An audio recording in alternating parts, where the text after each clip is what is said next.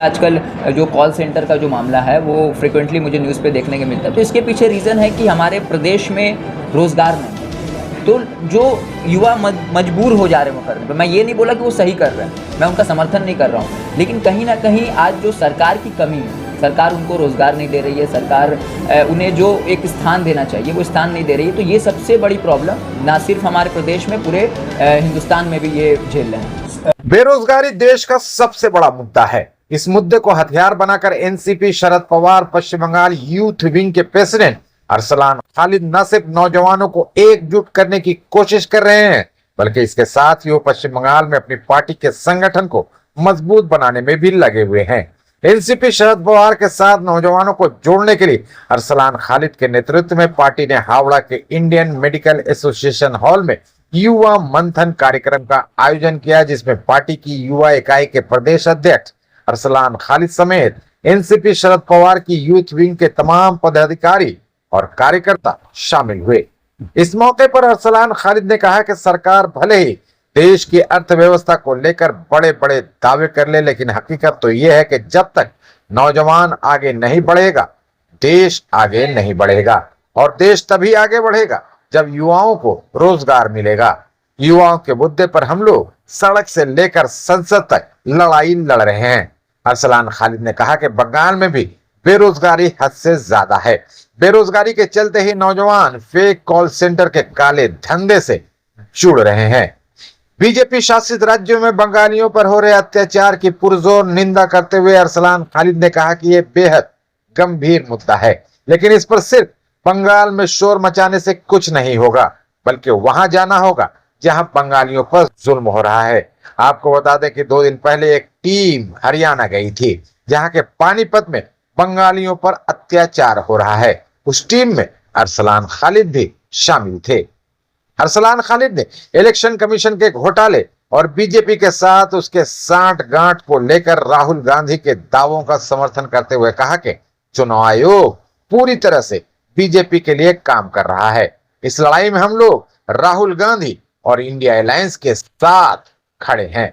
विचार से विजय तक, विचार क्या है और विजय क्या करना है, ये जरा बताएं। देखिए, ये जो हमारा प्रोग्राम है युवा मंथन, इसका मतलब होता है युवाओं के साथ उनके सोच को, उनकी बात को जानने का ये प्लेटफॉर्म है। और जो हमारा टाइटल है ये विचार से विजय तक, तो हम लोग उनके साथ विचार करेंगे कि उनकी क्या परेशानियां हैं, उनको कैसे आगे बढ़ाया जाए, और हम लोग संघर्ष करेंगे और आने वाले वक्त में हम लोग विजयी होंगे। तो इसीलिए हम लोगों ने ये टाइटल दिया विचार से विजय तक। युवाओं की सबसे बड़ी परेशानी है, प्रॉब्लम है रोजगार, और अब ये रोजगार का मुद्दा है, लगातार इसके साथ आंदोलन में जुड़े हुए हैं। कैसे हल कर पाएंगे, क्या आश्वासन देंगे युवा? देखिए, आज जो देश के और प्रदेश के जो हालात हैं, जहाँ पे युवा बेरोज़गार है, तो हम लोग सड़क से संसद तक ये बात उठाने की कोशिश करते हैं, क्योंकि जब तक देश का युवा को रोज़ी नहीं मिलेगी तो ये देश आगे नहीं बढ़ेगा।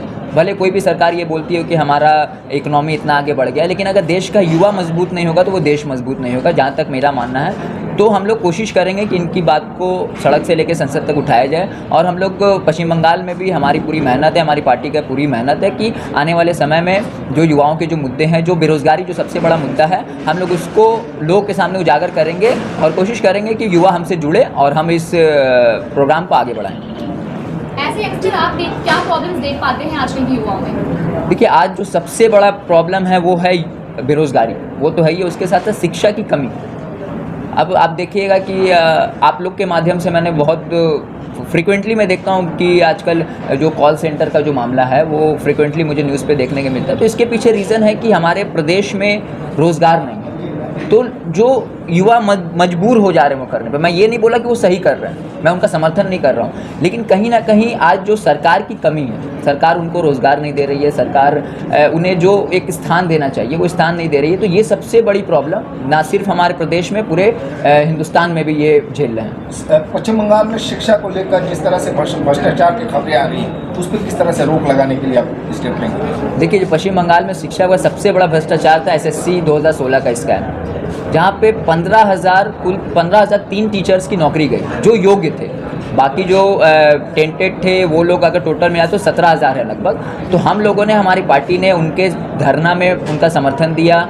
उसके बाद मैं दिल्ली था तो शरद चंद्र पवार हमारे जो गार्जियन है, हमने उनसे उनकी मुलाकात करवाई और उन्होंने ये आश्वासन दिया कि उनकी आवाज़ को उठाएंगे और हो सकता है कि आने वाले दिनों में आप लोग पार्लियामेंट में भी देखिएगा कि उनकी आवाज़ को हमारे नेता उठा रहे हैं। आप कल रात ही दिल्ली से लौटे हैं शरद जी से मुलाकात करने के बाद, तो क्या क्या खास बातें हुई? नहीं, मेरे इस बार दिल्ली जाने का ये था कि जो पानीपत में जो हमारे बंगाली भाइयों के बहनों के ऊपर जो बांग्लादेशी बोलने पर अत्याचार किया जा रहा है, उनको मारा जा रहा है, तो इंडिया अलायंस का एक डेलीगेशन गया था। हमारे कांग्रेस के सीनियर नेता हैं अधीर रंजन चौधरी के नेतृत्व में हम लोग गए थे वहाँ पे।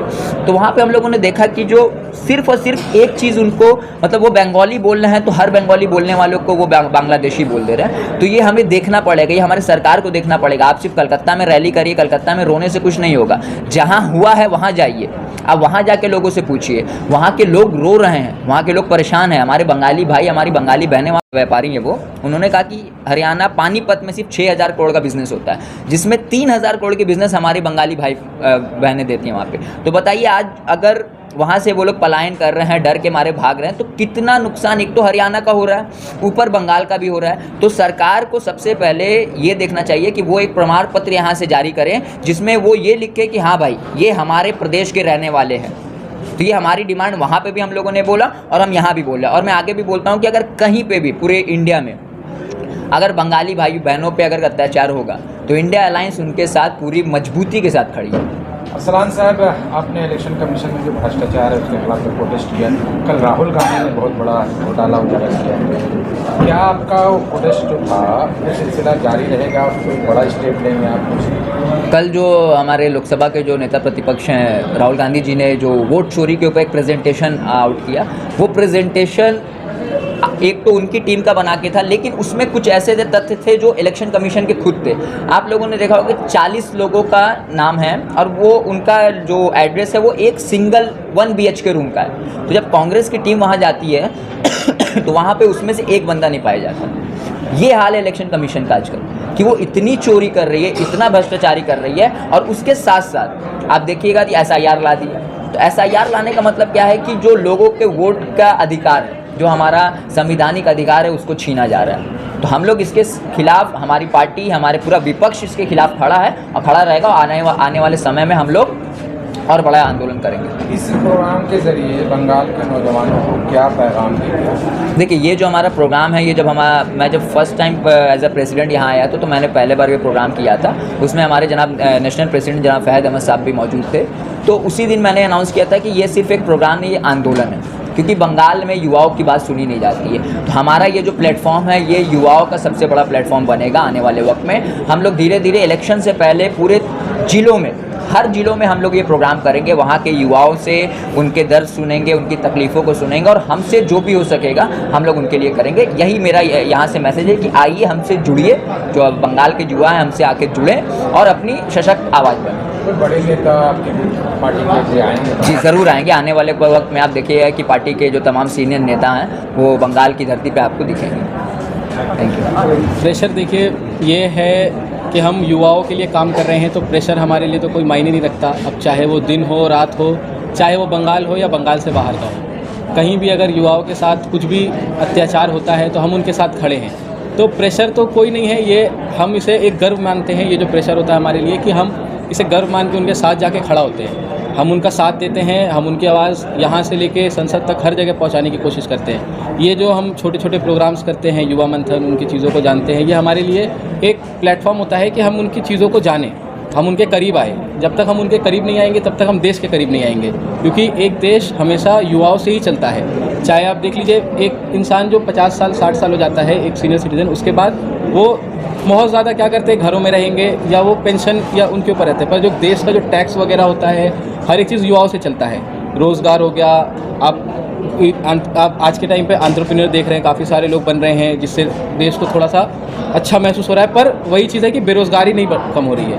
आपने ज़ोमैटो दे दिया, लोगों को आपने मजदूरी पे लगा दिया, आप डे लेबर बन गए, वेजर्स हो गए। तो आप एक रोज़गार दीजिए, एक पक्की रोज़गार दीजिए। ये सारी फ्रीलांसिंग चीज़ें आप बंद करिए, आप कुछ ऐसा लाइए कि देश के युवाओं को रोज़गार मिले। हम इस पर काम करते हैं, इसीलिए ये हमारे लिए कोई प्रेशर नहीं, हमारे लिए गर्व है। और मैं NCP का स्टेट यूथ वाइस प्रेसिडेंट हूँ। क्या कहेंगे आज के देखिए, जैसा कि आप देख पा रहे हैं युवा मंथन का मतलब ही हुआ युवा से। हमारा मेन जो उद्देश्य है, जो पार्टी हमने यहाँ से स्टार्ट किया है, बंगाल में आई है, इसका मेन उद्देश्य यही है कि हमें युवाओं को जगाना है और उनको बताना है कि देखिए हम लोग आपके साथ खड़े हैं। आपकी जो भी समस्याएं हैं, जो भी है, उनका हम ये तो नहीं कहेंगे कि एकदम समाधान कर देंगे, लेकिन उसके लिए लड़ सकते हैं आपके साथ। लेकिन ये लड़ने के लिए आपको हमारे साथ होना होगा। तो मैं युवाओं से यही रिक्वेस्ट करना चाहूँगा कि आप जितना से जितना हो सके हमसे जुड़िए, ताकि हम आपकी मदद कर पाएँ। क्योंकि आप देख सकते हैं हमारा जो बंगाल है या हमारे देश में युवा बहुत पीछे रहते हैं पॉलिटिक्स के मामले में। उनको ऐसा लगता है, उनके फैमिली को लगता है कि ये चीज़ सही नहीं है, यहाँ युवाओं को नहीं जाना चाहिए, बट ये बहुत ही गलत है। जब तक अगर हमको वोट देने का अधिकार है तो हमें अपने लिए लड़ने का भी अधिकार लेना चाहिए, खुद से छीन के। ये नहीं कि आपका एक उम्र हो गया है तभी आप इलेक्शन लड़ सकते हैं, आप उस चीज़ को देख सकते हैं, ऐसा नहीं है। समझदारी की कोई उम्र नहीं होती है। आप अगर यंग है, आपको पता है, आप लोगों में जाते हो, आपको पता है कि अभी के युवाओं का क्या प्रॉब्लम है, तो अगर आप ये जानते हो तो आपको उतरना चाहिए और खुद के लिए भी ये काम करना चाहिए और खुद से भी काम करना चाहिए कि जो भी परेशानी है हमारे देश के युवाओं को या फिर बंगाल के युवाओं को, उनको सही किया जाए।